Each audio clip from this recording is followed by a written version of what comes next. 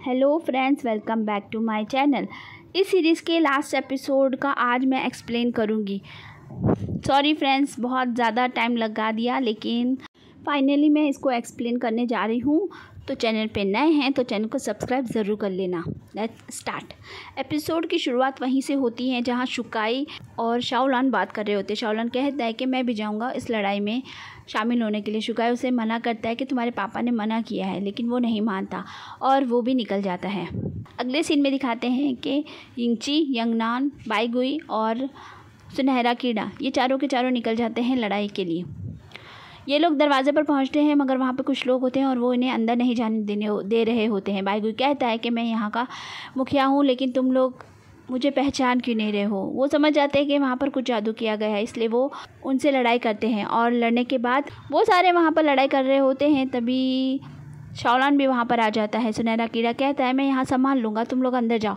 वो सब अंदर जाते हैं तो वो एक नई तिलिस्मी दुनिया के अंदर फंस जाते हैं। वहाँ पर उन पर जादू हो जाता है। बाईगुई, यंगनान और यिंगची तो संभल जाते हैं, लेकिन शाओलान उसी तिलिस्म में फंसा हुआ रहता है। वो लोग बहुत कोशिश करते हैं, लेकिन वो नहीं निकल रहा होता है। इस बात का एहसास उसके पापा को हो जाता है। बाई लिगुआन बोलता है कि मुझे जाना है अपने बेटे को बचाने के लिए। वो आदमी बोलता है कि आपको ऐसा नहीं करना चाहिए, 2 दिन बाद तो तुम वापस जिंदा होने वाले हो, तो क्यों जा रहे हो वहाँ पर अपनी जान को खतरे में डाल के। वो बोलता है मेरी ज़िंदगी मेरे बेटे से कीमती नहीं है, मुझे अपने बेटे को बचाने के लिए जाना ही पड़ेगा। और वो बोलता है कि मैं अपने बेटे को बचाने के लिए ज़रूर जाऊंगा, तो तुम मुझे जाने दो। और ये बोलकर वो बाई लिगुआन वहाँ से निकल जाता है। अगले सीन में दिखाते हैं कि ये तीनों बेचारे बहुत कोशिश कर रहे होते हैं शाओलान को बचाने के लिए, लेकिन वहाँ बहुत सारी तलवारें आ जाती है और वो सीधा शाओलान को मारने ही वाली होती है। तभी बाई लिगुआन वहाँ पर आ जाता है और अपने बेटे को बचा लेता है। उसका बेटा बहुत रोता है, क्योंकि उसके पापा की ज़िंदगी के लिए उसने इतना कुछ किया था, लेकिन फिर भी आज वो इतने ज़्यादा ज़ख्मी हो गए होते हैं। वो बाई लिगुआन अपने बेटे से बोलता है कि तुम्हें अपनी ज़िंदगी एक बेहतरीन तरीके से जीनी होगी, तुम्हें अच्छे काम करने होंगे और तुम नेक इंसान ही बनना हमेशा। वो अपने बेटे को अच्छी सीख देकर और उसे खूब दुआ देकर वो इस दुनिया को छोड़ के हमेशा के लिए चले जाते हैं। ये सारे लोग मिलकर सुशान पहुंच जाते हैं और वहाँ पर लड़ाई होने शुरू हो जाती है। चिलियान बहुत कोशिश करती है, लेकिन वो आखिरकार हार ही जाती है। यंगनान उस पत्थर की मदद से चिलियान को हरा देती है। चिलियान बहुत दूर जाकर गिर जाती है। बाईगुई उसके पास जाता है और उसे संभालता है। वो उसे बोलता है कि तुम्हें कुछ नहीं होगा, मैं अभी ज़िंदा हूँ, तो तुम्हें कुछ कैसे हो सकता है। तो वो कहती है कि नहीं, मुझे अब जाने दो, मैंने बहुत गलत काम किए हैं, लेकिन मैं तुम्हें सच में बहुत ज़्यादा चाहती थी, लेकिन मैं तुम्हें अपने साथ मरने नहीं दूँगी।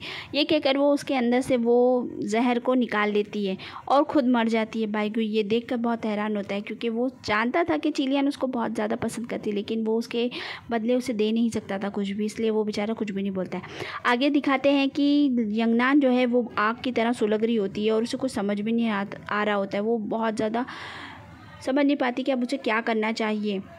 तभी उसे सपना दिखाई देता है। यंगनान को एक नकाबपोश लड़की दिखाई देती है। वो उसको पूछती है कि तुम कौन हो और क्यों बार बार मुझसे मिलने आ जाती हो। वो लड़की बोलती है कि मैंने तुमसे कहा था, तुमने मेरी बात को याद नहीं रखा क्या। वो पत्थर लास्ट में जिसके पास भी होगा तुम्हें उसे ख़त्म करना है।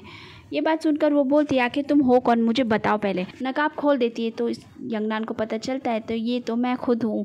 वो बोलती है मैं भविष्य से आई हूँ और मैं तुम्हें यही बताना चाहती हूँ कि तुम्हारा एक फ़ैसला तुम्हारे अपनों की ज़िंदगी के लिए बहुत ज़्यादा कीमती है, तो इसलिए सही फ़ैसला करना। वो पत्थर आखिर में जिसके पास है वही इस दुनिया से जाएगा, तभी सब कुछ ठीक हो जाएगा।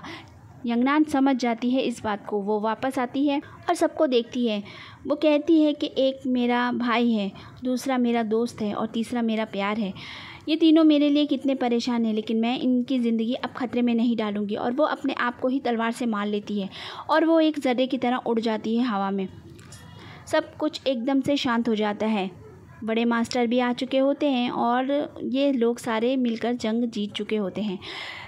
अब कुछ वक्त बीत जाता है और सब कुछ शांत हो जाता है। बड़े मास्टर के पास में बाईगुई आता है और वो अपना छल्ला उन्हें दे देता है और बोलता है कि अब आप ही यहाँ का सब कुछ संभाल लीजिएगा, मैं अब जाना चाहता हूँ। और वो ये कहकर वहाँ से चला जाता है।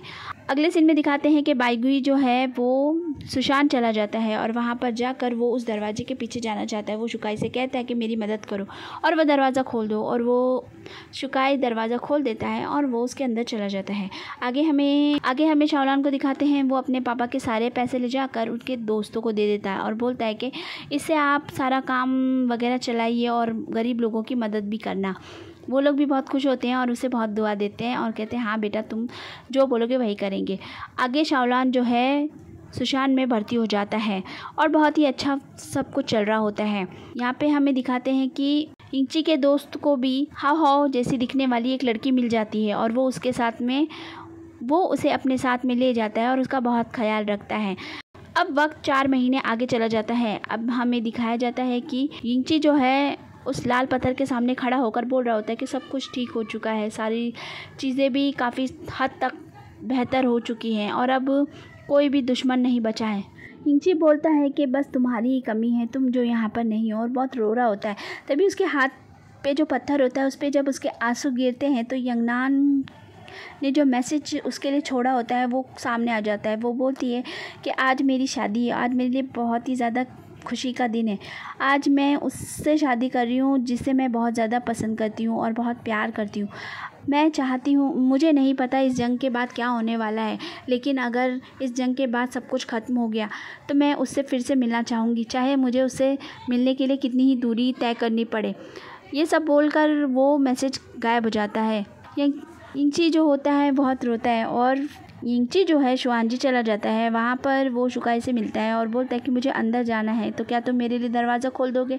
कुछ महीनों पहले बाईगुई भी यहाँ पर आया था और अभी तक वो तो वापस ही नहीं आया है। ये सुनकर यिंगची बोलता है ठीक है, मैं देख लूँगा।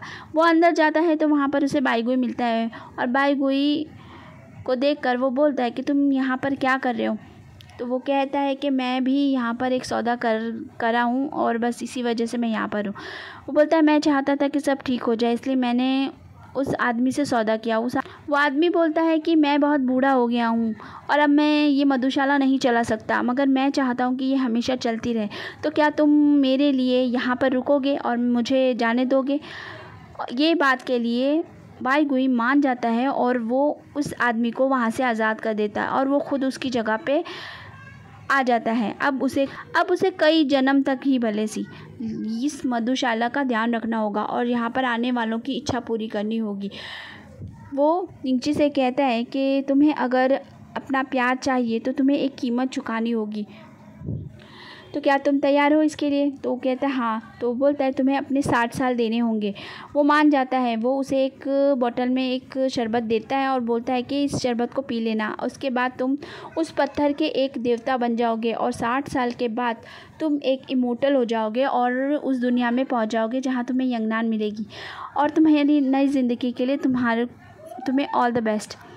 ये कहकर वो उसे वो बोतल दे देता है। यिंगची जो है उस बोतल को लेके जाता है और उस लाल पत्थर के सामने उसे पी लेता है और वो उसके अंदर चला जाता है। 60 साल बीत जाते हैं और ये वही सीन होता है जहाँ यंगनान और मिस्टर चैन की लड़ाई हो रही होती है और वो दरवाज़ा खुल जाता है।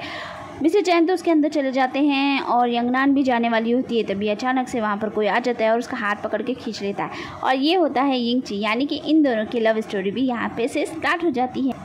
आगे हमें सीन में दिखाते हैं बाईगुई को। अब हमें बाईगुई को दिखाया जाता है जो कि सारी चीज़ों के लिए जहर खुद ही पी रहा होता है।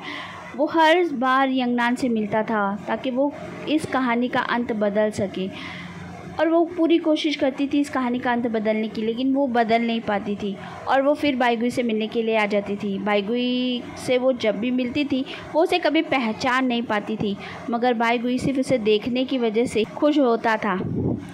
बाईगुई उसे देख लेता था तो ही उसे दिल को सुकून हो जाता था, लेकिन अब कहानी का अंत बदल चुका था। अब यंगनान उससे मिलने नहीं आ पाएगी, ये वो जानता था और इसलिए वो बेचारा भी बहुत दुखी रहता है। उसकी ज़िंदगी अब यहीं पर इस मधुशाला में ही बीतने वाली होती है और इस तरह हमारी कहानी ख़त्म हो जाती है। तो फ्रेंड्स, कैसी लगी आपको मुझे कमेंट बॉक्स में ज़रूर बताइएगा। मिलते हैं नेक्स्ट वीडियो के साथ। Bye bye.